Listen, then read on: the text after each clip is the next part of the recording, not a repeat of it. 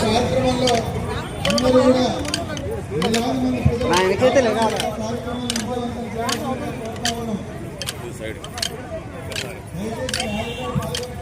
వెనక్కొస్తే వాళ్ళు పడతారు. మొహాలు తీస్తే ఏమవుతుంది, మొహాలకి ఎందుకు వెనక్కుంటే మొత్తం వస్తుంది.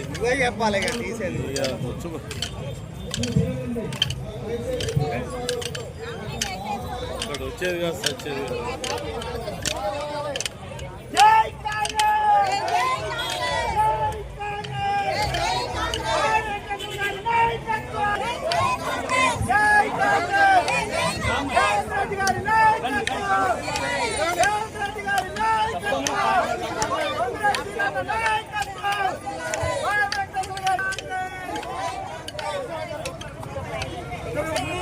రేవంత్ రెడ్డి గారి నాయకత్వం, రేవంత్ రెడ్డి గారి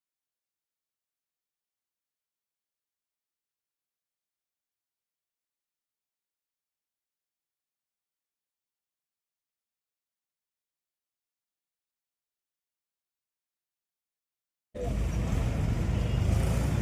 రేవంత్ రెడ్డి గారి నాయకత్వం, రేవంత్ రెడ్డి గారి నాయకత్వం, స్వయం గారి నాయకత్వం.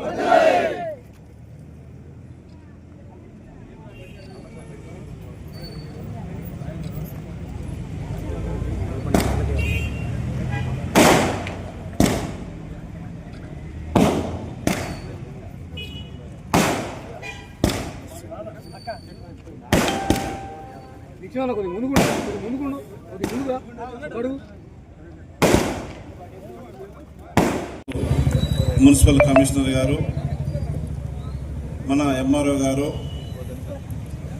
ఇక్కడ హాజరైనటువంటి మహిళా సంఘం సభ్యులందరూ, మహిళా సోదరీమణులు, విద్యార్థులు, పుర ప్రముఖులు, మీడియా వారికి ముందుగా నమస్కారాలు.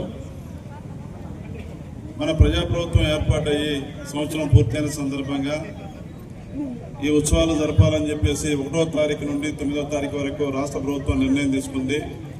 మన గౌరవ ముఖ్యమంత్రి గారు నిర్ణయం తీసుకున్న మేరకు ఈ రోజున మనుగూరు మున్సిపాలిటీలో ప్రజాపాలన విజయోత్సవాల కార్యక్రమాన్ని కమిషనర్ గారి ఆధ్వర్యంలో మున్సిపాలిటీలో నిర్వహించుకోవడం జరుగుతూ ఉంది.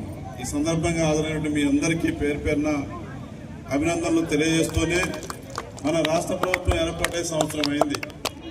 ఈ సంవత్సర కాలంలో అన్ని వర్గాల ప్రజలకు సంక్షేమ కార్యక్రమాలు, అభివృద్ధి కార్యక్రమాలు అందించే దాంట్లో ప్రజాప్రభుత్వం మరి వాళ్ళ అండగా నిలబడ్డాయన్న మాట వాస్తవం.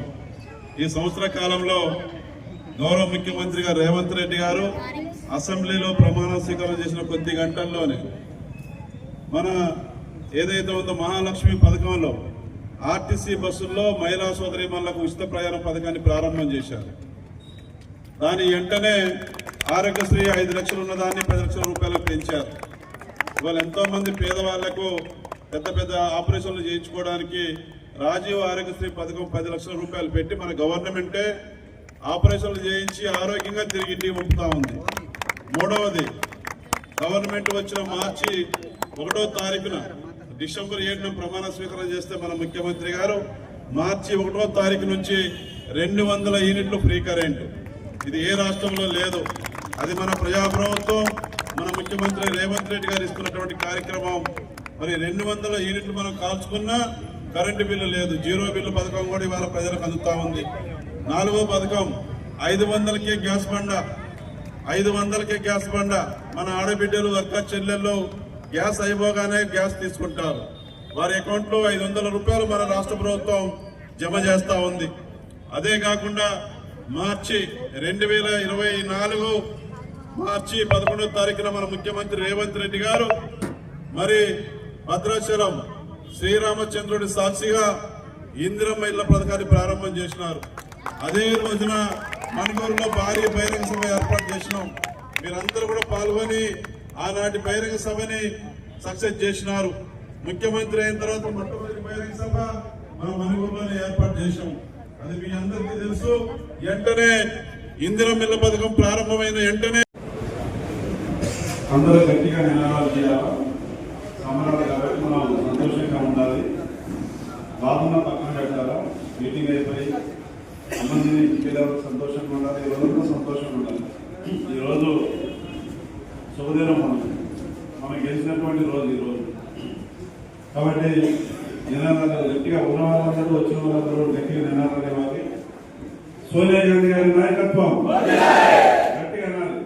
రెండు చేతులు లేపాలి. సోనియా గాంధీ గారి నాయకత్వం, సోనియా గాంధీ గారి నాయకత్వం, రాహుల్ గాంధీ గారి నాయకత్వం, రాహుల్ గాంధీ గారి నాయకత్వం, మల్లికార్జున ఖర్గే గారి నాయకత్వం, మల్లికార్జున ఖర్గే గారి నాయకత్వం, మన ముఖ్యమంత్రి రేవంత్ రెడ్డి గారి నాయకత్వం, రేవంత్ రెడ్డి గారి నాయకత్వం,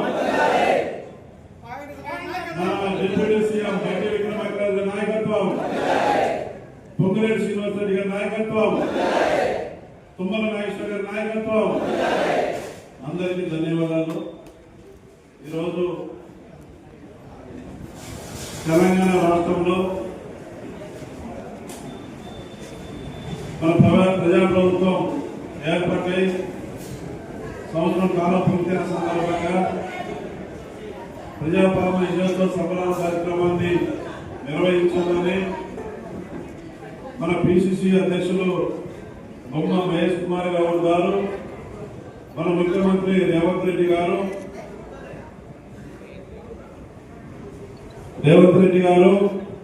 సూచనల మేరకు, వారి ఆదేశాల మేరకు అన్ని మండలాలలో సంవత్సరంలో మనం ప్రజాప్రభుత్వం ఏమేమి కార్యక్రమాలు చేసినామో ఏంటో వాటిని వివరించాలి. మన కార్యకర్తలకు, మన పార్టీ అభిమానులకు, మన శ్రేయోభిలాషులకు అందరూ కూడా మన పథకాలను కూడా తెలియజేయాలా. ఆ రకంగా మనం ముందుకెళ్ళాలి రేపు రాబోయే ఎన్నికల కోసం అని చెప్పేసి మన పార్టీ మన ప్రభుత్వం పిలిపించింది. అందులో భాగంగా మనం అందరూ ఇక్కడ సమావేశమైనటువంటి సందర్భంలో ఈ యొక్క సమావేశానికి, విజయోత్సవ సంబరాలకి, ఈ సమావేశానికి అధ్యక్షత వహిస్తున్నటువంటి అశ్వాపురం మండల కాంగ్రెస్ పార్టీ అధ్యక్షులు ఓరగంటి భిక్షమయ్య గారికి, ఈనాటి సమావేశానికి మరి ముఖ్య అతిథిగా విచ్చేసి మీ ముందు మాట్లాడినటువంటి యంగ్ అండ్ డైనమిక్ లీడర్, మన తెలంగాణ రాష్ట్ర పాడి పరిశ్రమ అభివృద్ధి సహకార సమైక్య లిమిటెడ్ చైర్మన్ గారు, మన నియోజకవర్గ మన పార్టీ కోఆర్డినేటర్ శ్రీ గౌరవనీయులు గుత్తా అమిత్ రెడ్డి గారికి, ఇంకా వేదిక మీద ఉన్నటువంటి సమయంలో వచ్చిన మన గవర్నమెంట్ వచ్చిన తర్వాత ఉద్యోగం తీసి 11,000 ఉద్యోగాలు టీచర్ల కోసం భర్తీ చేస్తా ఉంటే దానికి కూడా అడ్డుపడ్డారు. మరి ఉద్యోగాలు కావాలా వద్దా? మరి ఉద్యోగం కావాలన్నప్పుడు